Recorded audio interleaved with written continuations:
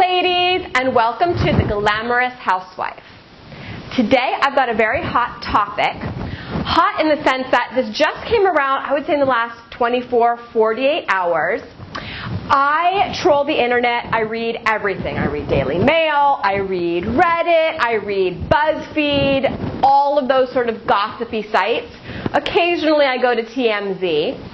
And I like to keep up on pop culture. What can I say? I love vintage stuff, but I also am a modern woman. So, Miss Eva Menendez has, is it Mendes or Menendez? Well, anyway, the one who's not married to Ryan Gosling, but she just had his baby.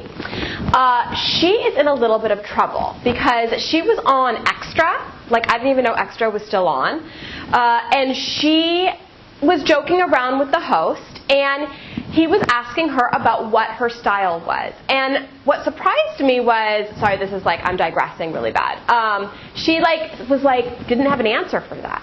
I thought that was weird. Like, I know exactly what my style is. Yeah, it may sort of change. Like today, it's like 60s, kind of hippie. Yesterday, it was sort of 1940s. But in general, it's a classic with a vintage twist.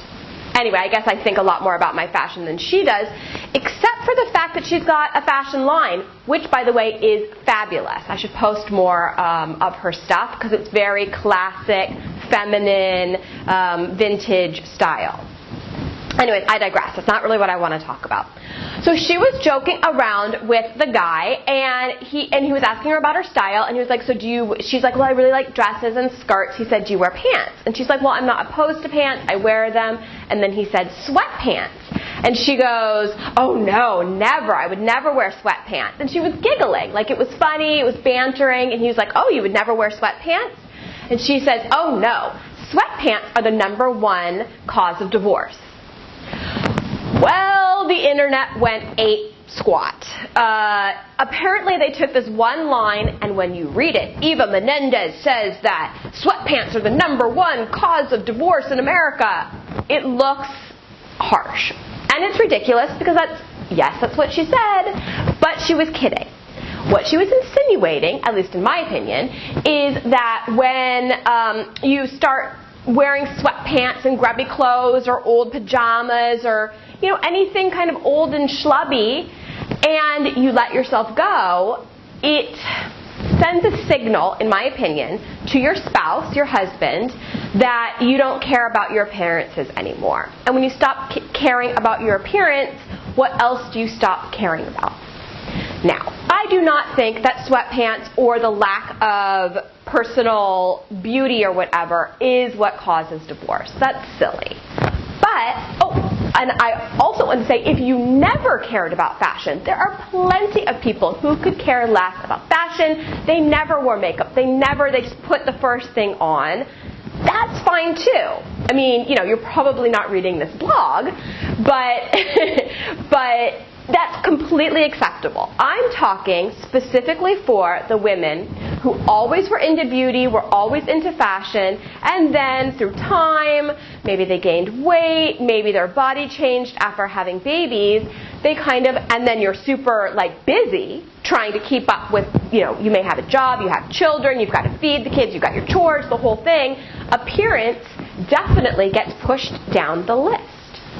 And so, maybe I'm putting too many words in Eva's mouth, so I'm going to say for myself, what I believe is that when you stop caring about how you look for a significant period of time, again, I'm not talking about the first 6 months after you have a baby, or God forbid there's a death in the family or something, it's a really stressful time. I'm talking about your normal, everyday kind of person, and you've gone a year or two without putting on lipstick or buying yourself a new blouse or whatever. That's when you kind of let yourself go. And there is, it's called the broken window syndrome. It has to do with neighborhoods. And if one person has a broken window and they don't get it fixed, then the next person will, and the next person, and that's the slow descent into a neighborhood looking kind of trashy. Well, I think it's the same thing with a person. It's a slow descent, and when you stop caring about what you look like, maybe the husband stops caring about what he does. The second thing is, I believe for the most part, women aren't as turned on visually as men are. Okay, I'm going to go into a little bit of dirty territory, so if you're under 18 or you've got kids watching, turn it down or put in earbuds. Okay, so you know there's this thing where like guys are flirting with their ladies and they send over their phone a dick pic? Like that one congressman, I think something Wiener, which, hello, like could that not have been more perfect? Anyways, so they're sending their ladies or whomever pictures of their wieners. And I'm like, does any woman find that attractive? Like that blows my mind. Now, yes, again, I'm sure there's some women who find that attractive. Mazel tov. I am not one of them. Everybody I pulled, because I asked my friends, like, if your husband sent you pictures, you know what? Like, would you be turned on? They're like, no, that is not for me. Anyways, okay, I'm digressing big time. Men, I believe, the reason they send it is because they would be turned on if, God forbid, you did the same thing. Men are visual creatures. That's what they do. They like to look at beautiful things, especially women and certain naked body parts. Women, not so much. You know, we respond much more, I think, to actions, and we speak much more to verbal things. That's why I think the 50 Shades of Grey the book was a big hit, because you're reading it, it's verbal, you use your imagination, it's sexy, right? So, as opposed to like Playboy, which, okay, you read it for the articles, but come on, it's for the pictures. Everybody knows that. That's what men like. So, I think you don't have to, but if you do dress up and make yourself presentable, it makes your husband happier than if you didn't. He won't admit to it because it's not stupid. And, you know, he might not even know it consciously, but when you put effort into yourself, I think, and you know, and then men look at you when you're walking down the street, and then your husband can be like, yeah, I got me a hot wife. Like, she looks good. I'm an awesome man. I think there's something to be said, and it's okay to dress up for your man. I'm a feminist. I'll put it out there. I'm a feminist since I was born.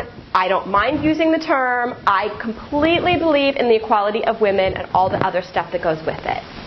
But being a feminist doesn't mean I don't also acknowledge that there's a difference between the way men get turned on and the way women get turned on. Or things that are important to men aren't necessarily as important to women. I can acknowledge we are equal, but we aren't necessarily the same in how we process things. Our brains are just as smart, but we are better at certain things and men are better at certain things. In general. Again, I'm completely generalizing. So I don't want to hear any emails about blah, blah, blah. Okay, so that's basically my complete tirade for the day about how sweatpants lead to divorce. Obviously, she didn't mean it. What she was saying is, if you used to, take care of yourself and now you don't, that definitely signals something in yourself and will signal something to your husband. And it can lead, or it is a symbol of something else going on either with yourself or within your marriage. And that's what she meant. Everybody calm down. I love me some Eva. It is what it is, and I hate it when the internet takes this one little thing and blows it out of proportion. Maybe like I kind of just did. All right, you ladies, have a glamorous weekend, and I will see you here next Friday. Bye.